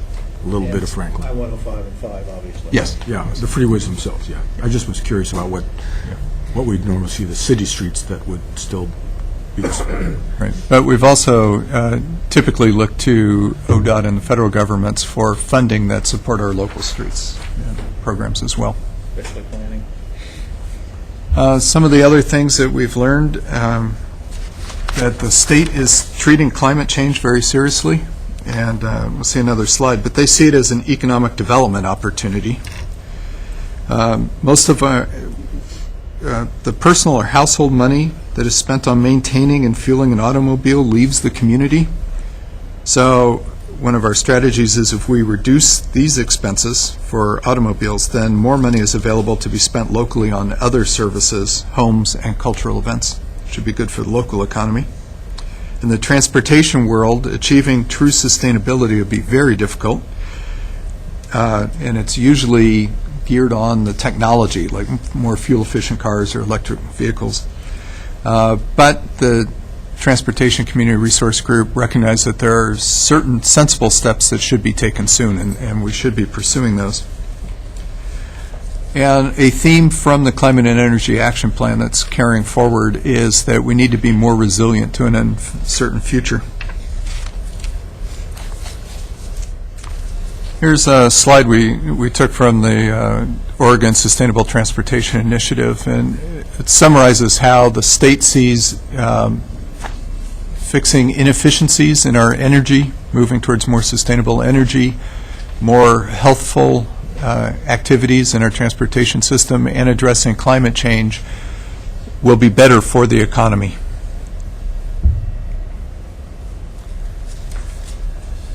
Other lessons that we learned is that we in Eugene, depending how you look at it, we either have higher standards for our major corridors or a lower tolerance for congestion. And so what we find is most cities, as they grow larger than Eugene and as they infill along the corridors, their major corridors become more congested. What has been the rule of thumb in the past is, well, ODOT won't allow our major corridors, those that they control, to become more congested. That is changing. ODOT realizes they can't build their way out of the congestion as the cities grow. And we're also finding that the future is so uncertain because of new technologies and trends. And a few of the trends are that our vehicle miles traveled per capita is not climbing. Our gasoline prices are fluctuating. New studies are finding that 18 to 34-year-olds are driving less and driving later. They're not getting their driver's licenses early. And the housing choices, which this group has been discussing, those are changing. So we don't know how long those trends will go or if they'll continue or that, but there's a lot that's affecting our ability to where we can't just extrapolate past trends as we may have in the past. This we kind of touched on, but our most congested streets are where there's the most commercial activity, and we're finding that vibrant commercial activities where we think adding more growth might be appropriate. So this will be the conundrum, I think, that we'll be wrestling with and trying to find the right transportation balances to marry with the Envision Eugene scenarios. The darker red is where you say it's congested? Yes, and it's hard to read here. There are smaller true red blips on here, and then which don't meet our current standards, and then it's slightly lighter. I apologize for where it doesn't show as well here. More of an orange color, which are projected to not meet our standards 20 years from now. And this graphic was cobbled together from several different sources. So it was a informative piece that we used early on in our transportation. We'll see as I get a little further in the presentation. The regional transportation model that we typically use to compare different scenarios is being updated to incorporate the Envision Eugene data and the Springfield 2030 data. So we'll have new runs of these models soon to compare. Could you send us a graphic that is legible? Yeah. Or discernible? Yes. Thank you. And in fact, the slide show, I'm hoping it'll be posted to the Planning Commission page. It was sent to Planning. I'll send it. Can do that. Yes. Just a suggestion, maybe if you could point out two areas, one that most represents the red and another one that most represents the orange, that would give us a flavor to the two different ranges you discussed. Yeah, we actually don't have, it's current versus future, Right. but the level of congestion beyond our standards isn't defined for this graphic. Oh, no, I mean, but if you pointed out the two, pick two locations there that might represent those two different categories. Just mention them to us, just so we get some kind of flavor. So, Like, what is Coburg Road? It just looks black on there. or, just pick some location that you... Yeah, I think, and I'm a little slightly colorblind myself, but I think this area, the Ferry Street Bridge, is currently red. There's some down by Bailey Hill. I think there's some up here. It's really small blips are the red, currently congested, but like this is the orange. Okay, 6th, 7th 6th and 7th. is orange, so it's a future condition. Pardon? Perhaps Delta and Beltline are red? Probably, yes. And there's other issues for Delta Beltline regarding safety that won't even be mapped here as well. Thanks, appreciate it. So, given the lessons that the Transportation Community Resource Group had gone through, and then actually on our website, we've maintained a site page that's "What are we hearing?" And so these are some of the themes that are carrying through, where we think there's substantial agreement from all our advisors. But we need more alternatives to being able to drive alone. So there'd be programs, there'd be car sharing, some of the transportation options, but that also includes completing the bicycle and pedestrian networks. So if people choose to ride a bike to work, they can do so much more easily and comfortably than many people can now. We're hearing that even though some of the climate, the goals to address climate change and reduce our greenhouse gas emissions as a community are not mandated on this community yet, we should use this transportation plan to see how far we can get to take those goals seriously. We're hearing that the movement of freight is a very important component for all segments of our community. So when we talk congestion and some of the routing and some of the limitations we have for street corridor improvements, maintaining the ability of freight for construction and just the movement of goods is very important to the community. We learned that most of our streets are not, well, we're relying very much on our existing street network.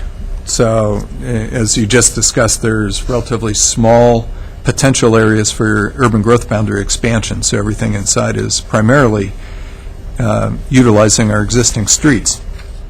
They are not designed or constructed so wide as to be able to accommodate all travel modes, for instance, bus rapid transit in separate lanes, with bike lanes, with wide sidewalks, with all the landscaping we might want. So what we will be having to do is fine-tune and go corridor by corridor with a design looking for the right balance and alternatives to meet the needs for that corridor and for those neighborhoods.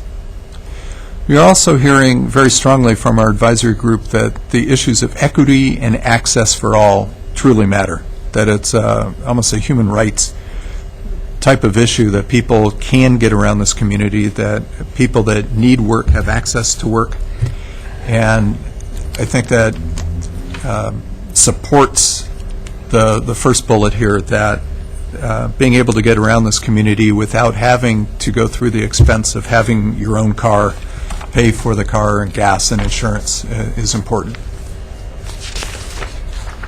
We went through a sustainable transportation analysis and rating system called STARS, and some of the commissioners participated in these workshops. Through that, we broke the triple bottom line that we have been using as our tool for the city into, I think it's 8 subcategories that were most appropriate for analyzing our transportation system. And you'll notice that when we get to it, the draft objectives are categorized by these 8. So where are we now? The Lane Council of Governments, the regional traffic model's been updated to incorporate the Envision Eugene Technical Resource Committee, is that the TRG, or group? What lots are developable, what levels of development might happen, those kind of the technical aspects, breaking the growth projections from a regional model into Eugene and Springfield and Coburg has been done. And what we're waiting for now is how the growth from Envision Eugene will be spread throughout the community. That'll be programmed in, and then we can start updating those congestion models or maps that I showed earlier. We are exploring now what we're calling the universe of potential projects, things like ODOT's study on Beltline and Delta Highway to, we've heard calls for the pedestrian bicycle network that's coming out in the master plan. One idea that has surfaced is another bridge somewhere between Beltline and 105 over the river. Concepts like that, and then those will be analyzed according to the draft objectives and try to package, see which improvements best meet the objectives. We've also participated in the 6 Envision Eugene community forums, so to do some outreach and collecting ideas for the objectives and the potential projects. I'll very quickly go through the draft goals. Transplant has 2 goals. The draft our new transportation system plan proposes 4 goals. The first one's have a great transportation system, so it talks about integrated, multimodal, safe, efficient, all the things you would like a transportation system to be. And we are adding, or proposing to add, a goal around regional sustainability, community resilience to change, and equity. Let me catch up with my notes here. And then you have the draft goals and objectives in the packet, and they're on the website with a survey. So I'm not going to read them all, but just a few that sort of highlight the lessons that we learned that I talked about earlier. One is incorporating the goal out of the pedestrian bicycle master plan that talks of doubling the share of active modes, and that'd be walking, biking, and we've added transit to that. There'll be more emphasis on safety than Transplant currently has, aiming for fewer crashes, tying health to the transportation system, and expanding the dialogue on the equity component. Another highlight is the reinforcing the 20-minute neighborhood concept and the reliability of travel times and ability to get around at least at certain times for the freight.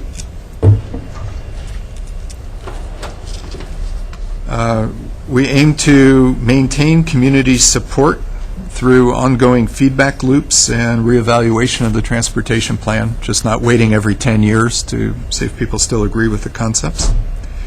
And we are merging and supporting the Envision Eugene's concept of the key transit corridors. More highlights, there'll be life cycle costing, so as we're comparing different options for construction, looking at which may cost less over the long haul, not just reducing costs with initial construction, reducing via miles traveled, and that meshes with the transportation planning rule that requires us to reduce. Do we have a target? The state requires us to aim for reducing VMT, or vehicle miles traveled, 5% less than what it's projected to become. And that's roughly parallel with the greenhouse gas goals of reducing those, although they're not exactly correlated. It's interesting, we don't know how that will play, given some of the new trends that vehicle miles traveled is actually peaking out or being lowered in the community now. So I'm waiting to see. Maybe we meet the state goals. So may I ask one more question? The strategy in the previous TSP was to use nodal development to reduce that. I'm not sure we proved we could do that. Do we need to come up with a different strategy, or do we just say we plan to get there and hopefully we will? Well, if our modeling shows that we, or can't show that we will meet, then we have to go to alternate measures to show. I think we'll be relying much more on the key transit corridor concepts or whatever comes out of the Envision Eugene. We'll see how that goes. So there'll have to be some sort of language that incorporates that back and forth. I Yes. would say. Okay. Thank you. Question, when we talk about reducing VMTs, is it mainly predicated on reducing the fossil fuel dependency, or is it more reducing congestion because of the lack of health and congestion, or is it sort of a combination of the two? I think deep down, the reasons the state had that is a combination of all, but the main reason that they used at the time is congestion, that the state could not afford to continue, nor could the locals, they believe, continue the construction projects to keep congestion low. And so one of the strategies is if people are driving less, then that helps maintain the existing system longer. But there's also been many studies that show that allowing congestion to hit failure points actually starts to force some of the other policies and positions that we want, or we've envisioned is higher dense development closer in, because I'm tired of congestion. Yeah. So if we keep trying to resolve congestion, then maybe we defeat the idea of more intense development closer in. And I think that's embedded in the state's goals and even getting away from the LOS standards and not letting you have those. I mean, because relatively speaking, looking at that map that Kurt showed, Right.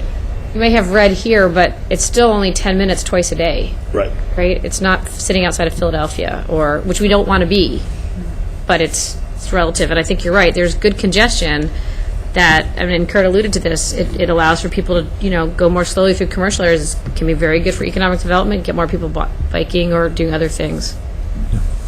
People in Philadelphia might take a... I love Philadelphia. I just don't love sitting in traffic.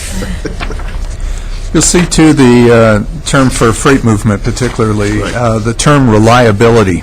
And so instead of saying the corridors won't be congested, can we know reliably when they will be congested? So you have the option of avoiding those periods. And some of the technology that's coming out with the smartphones and whatnot, what we're hearing from some of the folks that do local deliveries for freight, is they can rely, if they can rely, and get on a smartphone and say, oh, I shouldn't go on Beltline for another 15 minutes or so. No.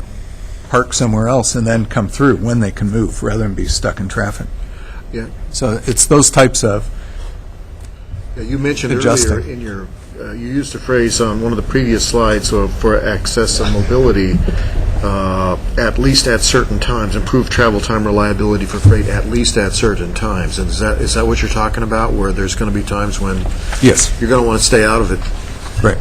And then as a commuter or as a business, we have the choice of shifting hours, so our employees go during a less congested time. As a shopper, I know when to shop on certain corridors. It's knowing when those periods are.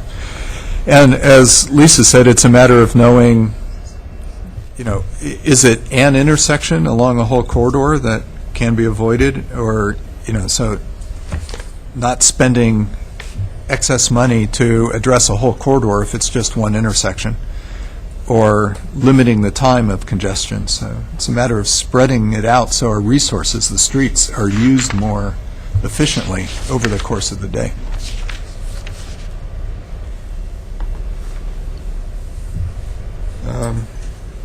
Let's move on. So where we are now, we have the draft goals and objectives. We have a list of potential projects. We are collecting and analyzing the public comments for those, so we can refine the lists and the goals and objectives.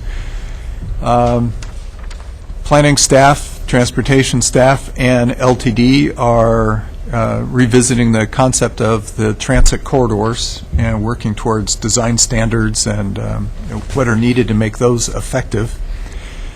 And our current funding from ODOT ends as we start narrowing the list of projects, but it doesn't take us through into adopting the preferred or optimal package of projects. So we'll be gearing up shortly to work on Phase 2, which will take up most of next year. It's refining the project descriptions, coming up with cost estimates, testing those, coming up with a preferred package, and then wrapping that into a document that can be adopted, with luck, concurrent with Envision Eugene, or as those pillars are solidified, so it all works together. So to recap our plan, we're hoping to be done in early enough 2013 so that the regional plan can be created and adopted later in 2013, meet the Land Conservation and Development Commission's goals, and then the federal plan can be updated then or in its next cycle in 2015. That's the end. Thanks, Kurt. Does the TSB that you're working on, Kurt, include every street in its consideration within the urban growth boundary? Now, technically, the transportation system plans address the collector and arterial street system.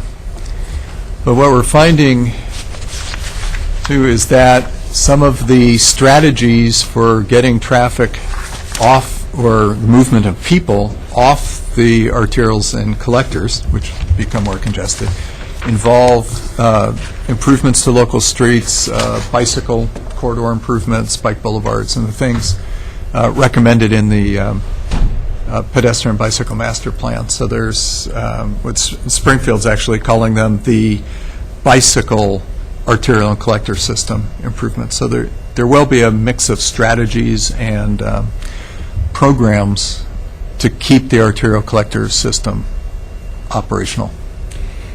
If it includes those collectors, et cetera, as he's identified, does it matter whether or not they're within the city or the county, say like County Farm Road or upper end of Coburg Road?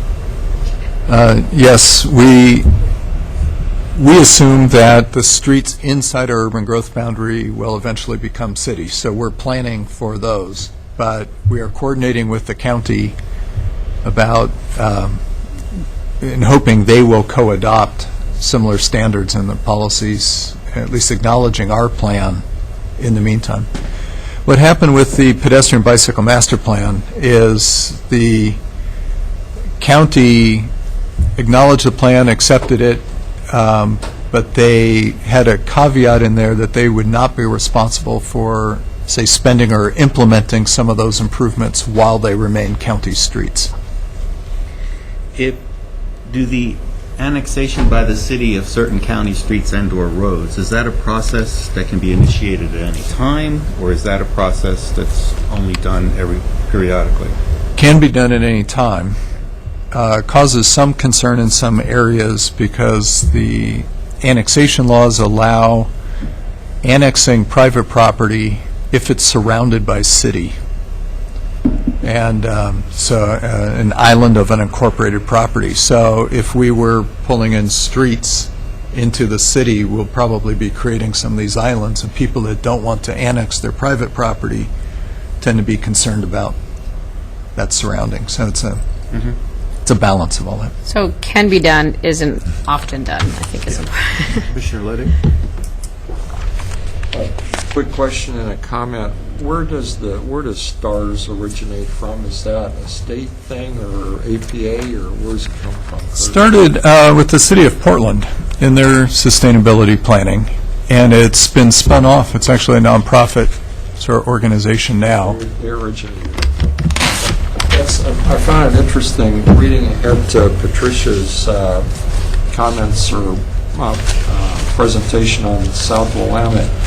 There's a comment here that says suggestions from the people that were surveyed that balance the needs of car traffic with other forms of transportation. This one person is quoted about driving down Willamette every day to take kids to school and keeping the flow of traffic and moving is important. A tall order when combined with the need to make it more walkable and safer for bikes. And then I found it unusual that in this issue, this month's issue of Planning Magazine, which is typically when it talks about transportation, is very transit-oriented, alternative mode-oriented. There's a small blurb about a professor at MIT that's doing research for Toyota, and his comment is that the abundance of cars isn't going to decrease. They're just going to be smaller, making shorter trips. And I guess the comment I make is, it appears to me that where this plan is heading is very much concentrated, focused on transits and bikes and pedestrians. You mentioned freight, but not a whole lot of balance or attention appears to be paid for how we're going to continue to move privately owned, single-person operated cars around in the future that an argument could be made aren't going to go away. So I'm always cautious and leery about us forgetting about handling what most people are going to continue to get around in. Well, in my sense, and I did hear Kurt say this, is that it's a balancing act. It's meant to be a balanced plan that assumes that we're not going to dramatically be changing our automobile use, but that there's considerations that we want to make sure, one, we're not going to build our way out of accommodating them. Sure. So we're going to live with a little bit more congestion, but we also want to make sure there are other options available for other folks that kind of keep that balance in mind. I understand that part, but I see more of that mentioned in the plan than the single auto. Yeah, and your point's well taken. I think, too, it's kind of a reaction in a way because the street system is there and it's designed primarily for automobiles. And so how we change in the future is more adjusting or completing other networks parallel and in addition to the streets. But One could argue we're making up for 40 years of not paying enough attention to other modes. One good. Two good. Commissioner Belcher? And in that vein, I recently read, and I'm sure there's some bias there, that we're subsidizing vehicles at about 65 cents per mile travel. I'm sure there's no subsidies in transit, John, you know. Well, but not nearly at the same scale.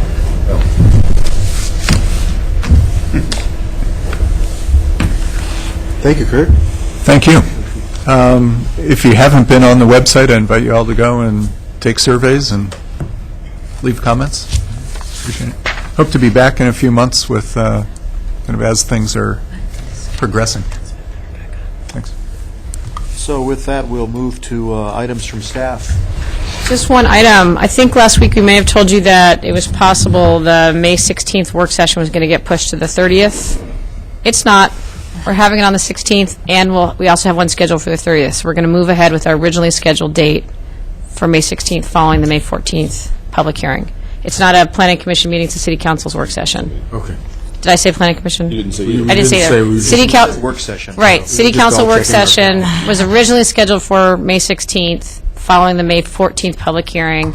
We had indicated at this meeting last week that we might be going out to the May 30th meeting. We're actually going to hold the original date to the 16th. It's not at noon? It's a noon meeting, so it would be in this room. So that's the city council. Yes. Any other items? None from me. Items from commissioners. Commissioner Belcher. First, a question. Do we have a date scheduled for the discussion on micro livestock? We had a person speak to us a year or two ago. I'd like to let her know when that's going to happen. We do not have a date for micro livestock. The council discussed micro livestock. Oh, I thought you said it was coming to us. It is. We're beginning the code amendments, and you will certainly have a role in that. Do you have a guess of when that might be? I don't, not at this time, Thank you. but it The is other- coming. The other thing I wanted to speak to was Commissioner Jaworski's concern about our feedback to the Envision Eugene document. I think we have a systemic problem, and that is when we have items before us, we don't know what our role is sometimes. And in other groups that I've been involved in, an item will be introduced, and it'll say it's either for information, for discussion, for deliberation. That might be helpful if we knew what the intent of an item coming before us would be, so we know how to respond. So we try to do that. Is there a particular case where we haven't done that? Because Specifically in this case, I inferred... of Envision Eugene? Yes. I inferred, as you were taking down notes as we spoke, that there was some intent to incorporate those changes. Now, that was my inference, not your statement.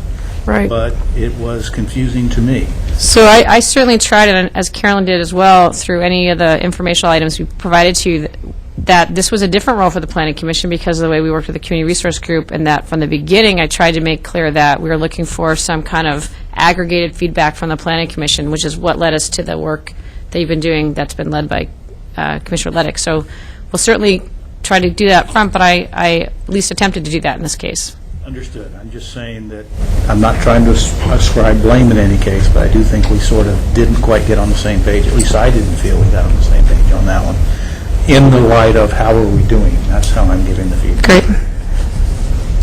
Commissioner Duncan. A while back, I sent you an email asking about the work we did a few years ago with regard to discussion of projects, development projects, that we gave an extension to.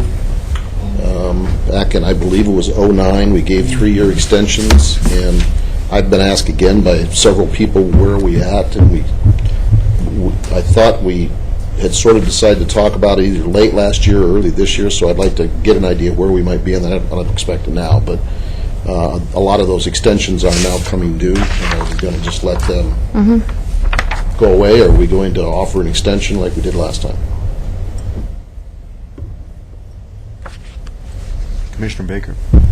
Yeah, I just wanted to also throw out that now that there's been a finding by LCDC on that, we were going to come back and revisit the R1.5 zones at some point in time because there were two issues. One was the R1.5 zone, the other one was transitions between zones that we sort of put off previously, and we know we were going to have to focus on them. I just wanted to mention that to you, something that maybe other commissioners, we should suggest, a priority of which one of the other those two that we were thinking that we'd like to look at, but it would be, we have some direction from LCDC or whatever, but just on the one, but I just wanted to make sure that we keep it on the radar. It would be good to try to move those things forward, just so we are, ahead of the ball, so to speak. If that makes sense. Commissioner Duncan.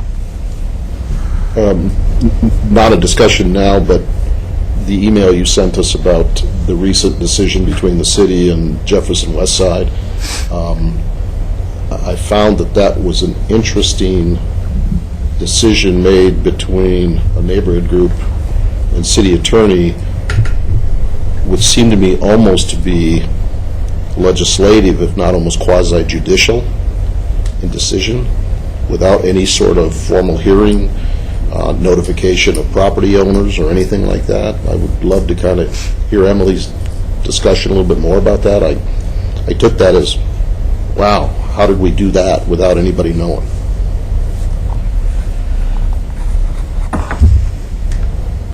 I'd like to hear from Emily as well.